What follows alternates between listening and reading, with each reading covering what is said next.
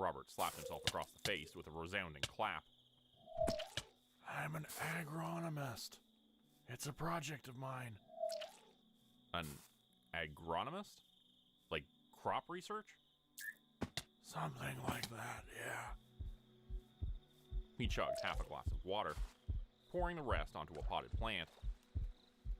It's a mix of Helianthus ceruleum and Cuscuta europea, European great daughter. That's a bit out of my league, I smiled. But it's amazing stuff. Looks complicated. Most things are.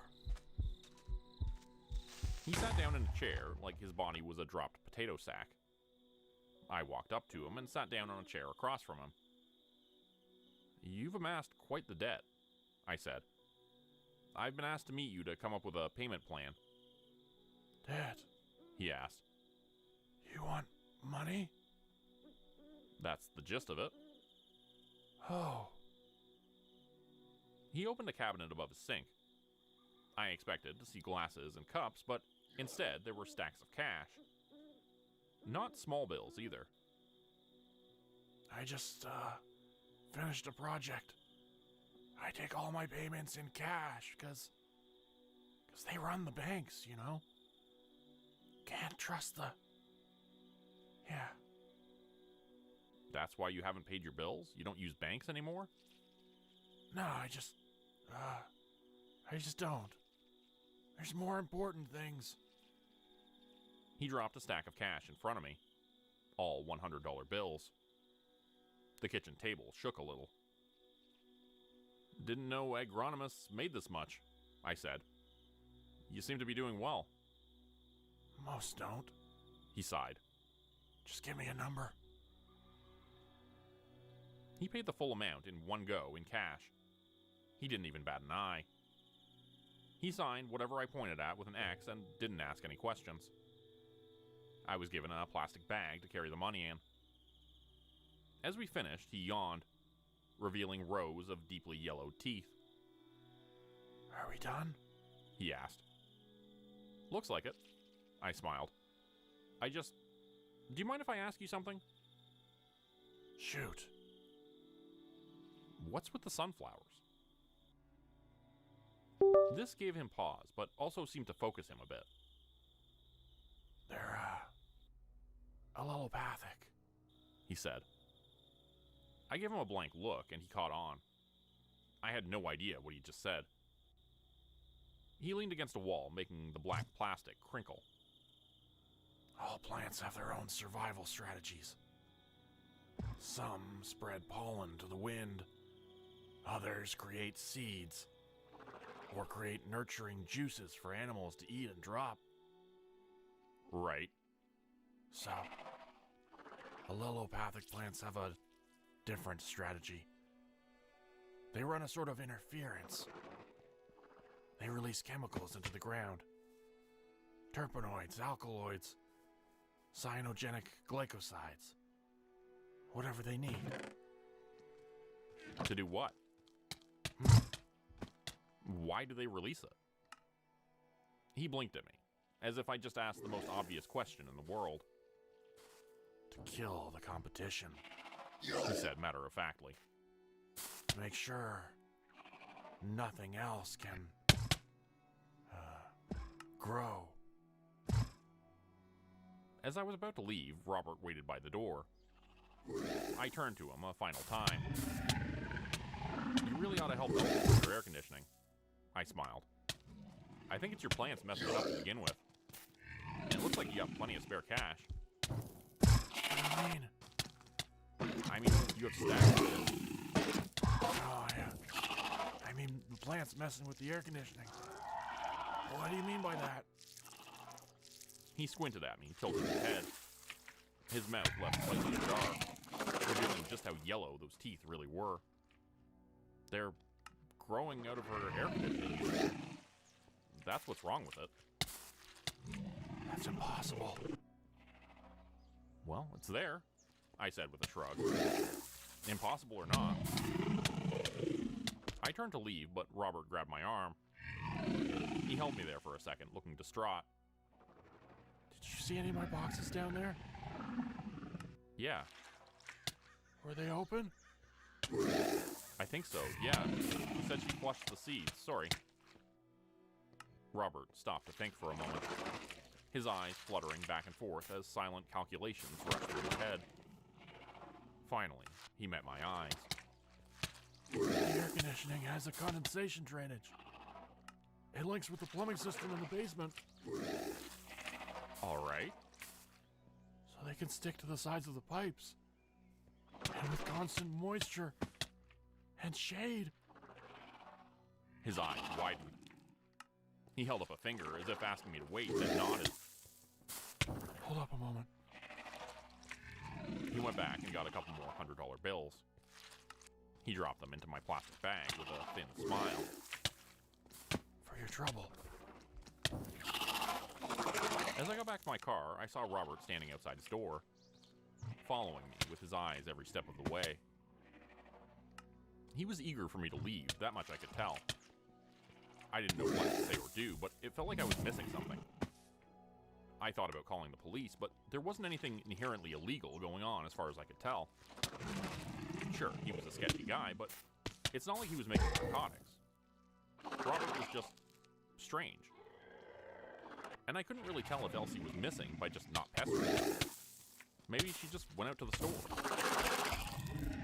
I pulled out of the driveway, looking at him through the rearview mirror. As soon as I was about to turn the corner, I could see him bursting into action.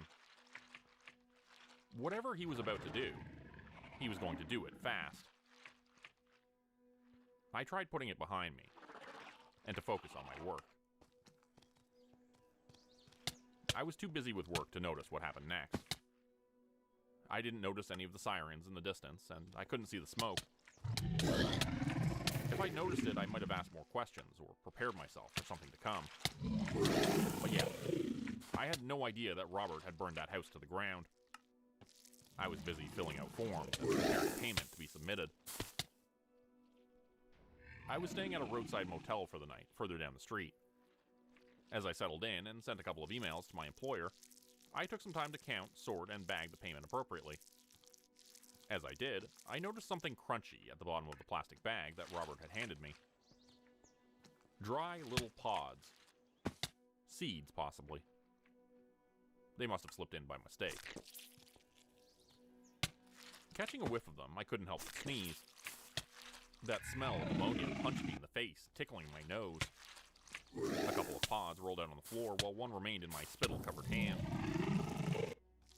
It crackled as the leaves unfolded, awoken by the moisture. A thumb-sized little flower. Still, I didn't like it.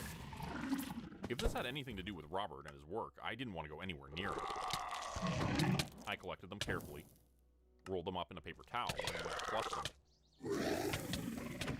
I held them over the toilet, hesitating. This is what Elsie had done. And just thinking back on the look that Robert had given me when I told him was enough to make me reconsider.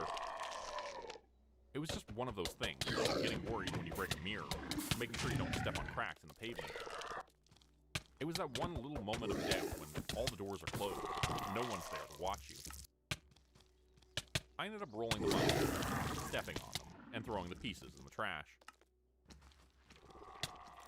I managed to get about 30 minutes of sleep before there was a knock on my door. The motel owner was clearing people out. Apparently there was a fire raging nearby, and they didn't want to risk anyone being caught unaware. We were offered a complimentary stay at a different motel downtown. Sleep-deprived and exhausted, I agreed. I got in my car and stayed off the main roads.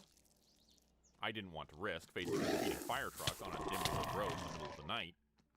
That was a recipe for disaster. I took the scenic route. I didn't mind getting a complimentary stay at another place. It might help me wash that smell of ammonia from my nose. Driving down a dark country road in the middle of the night can be uncomfortable in and of itself. But as my engine began to stall, I felt all the energy drain out of me. Just my luck. I popped the hood using my phone as a flashlight. It took me a while to realize what I was even looking at. Between cables were a tangled web of dried-out vines, all with their own little blue buds, waiting to pop out at the slightest tingle of moisture.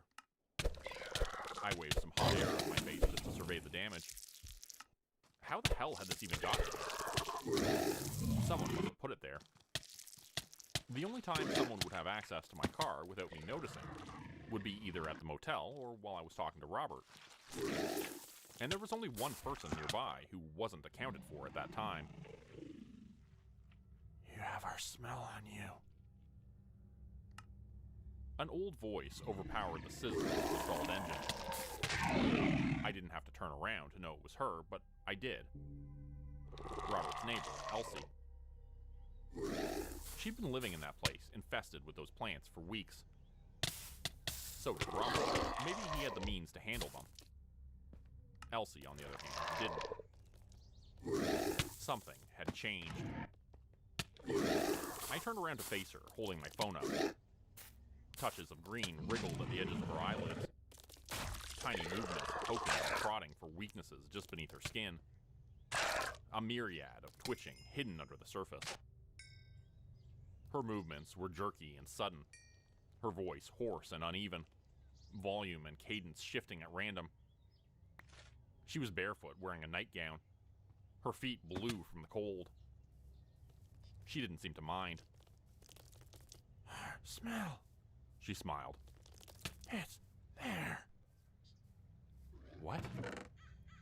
What are you talking about? Something moved behind me. I turned to face my car, only to see the vines in the engine rattling, shaking, making the little dry buds rattle. A warning? A scream? Turning back to Elsie, she recoiled from the light. My hands were sweaty. She smiled, revealing a blackened tongue as she moved left and right, testing to see if I would follow her with my phone. Do you need me to call someone? I asked. Yes, she wheezed. Put that down. Call someone. Who do you want me to call? I don't care. Part of me wanted to believe this was just a sick old woman, but another part of me knew there was more to it. She'd been living in that space, infested by God knows what.